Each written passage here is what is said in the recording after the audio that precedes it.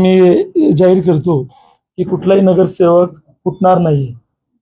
काल आम्ही आयुक्तांना निवेदन देण्यासाठी आमचे जवळजवळ 13 नगरसेवक त्या ठिकाणी उपस्थित होते। सर्व नगरसेवक सोबत आहेत। एकही नगरसेवक फुटणार नाहीये। या फक्त कुठेतरी अफवा आणि एक मिसअंडरस्टँडिंग नगरसेवकांमध्ये केली जाते की ठाकरे गटाचे 12 नगरसेवक फुटणार, मग लगे आम्ही एकमेकाकडे संशयाच्या नजरेने बघू, असं हे त्यांचं प्लॅनिंग आहे। कुठलाही नगरसेवक फुटणार नाही आणि शिंदे गटात जाणार नाही। आपण नेमकं कोण पसरवत आहे? शिंदे गटावाले, ज्यांना पुढे भविष्यात उपमहापौर व्हायचे, कोणाला कुठली संधी हवी असेल तर त्यांच्यामध्ये एक सौदा झालाय की तुम्ही ठाकरे गटाचे 10 नगरसेवक फोडून आणा, मी तुम्हाला उपमहापौर करतो, असं त्यांना वरतून सांगितलं जातं।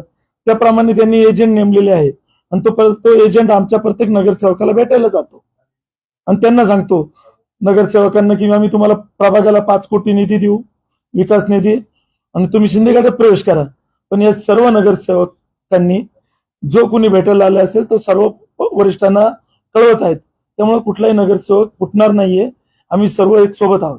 एजंट कोण आहे? एजंट कोण आहे? त्याचं नाव तुम्ही सांगत नाही, जेणेकरून सगळ्यांना कळेल की हे एजंट आहे। लवकरच त्यांचं नाव पण मी वरिष्ठांशी चर्चा करून जाहीर करतो। हा एजंट पाठवतो कोण? तुम्ही म्हटले शिंदे गटावाले। कोण? कोणाला उपमहापौर बनायचं? आता त्यांच्यात कोणाला येतं ते नाव सांगितलं नाही त्यांनी, त्यांच्यातच रस्सीखेच चालू आहे। आता एजंट तुमच्याकडे पाठवला जातोय, 5 कोटीचं तुम्ही म्हणतात आमिष पण दिलं जात आहे। हो, साहजिकच आहे, तुमच्या नगरसेवकांनी नाव तर विचारलं असेल कोणाकडनं आलेलं ऑफर? नाही, त्यांनी नाव नाही सांगितलं। किती लोकांना संपर्क साधण्यात आला? 5 ते 6 लोकांना त्यांनी येऊन संपर्क साधला होता। स्थानिक तुमचा ठाकरे गटाचा एक स्थानिक नेता आहे, तो देखील यामध्ये मध्यस्थी घडवून आणतोय। ह्या सगळ्या अफवा आहेत। एखाद्या नेत्याचं नाव बदनाम करायचं असेल आणि सांगायचं असेल की हा नेता फुटणार आहे म्हणून बाकीच्या नगरसेवकांना कन्व्हिन्स करण्यासाठी सांगितलं जातं। विधान परिषद निवडणुकीच्या वेळी उदय सामंत असतील, दादा भुसे असतील, नगरसेवक सर्व पक्ष नगरसेवकांना भेटत होते। आपल्याशी देखील त्यांची भेट किंवा चर्चा झाली, त्या अनुषंगाने माझ्याशी कोणाशी चर्चा झालेली नाही शिंदे गटाची त्या विधान परिषदेच्या वेळेस। आपले 5 ते 6 वेळेस आपल्या सगळ्या अनेक नगरसेवकांच्या त्यांच्यासोबत बैठका देखील झालेल्या आहे, अशा पद्धतीची देखील माहिती नाही, या अफवा आहे। अशी कुठलीही बैठक झालेली नाहीये।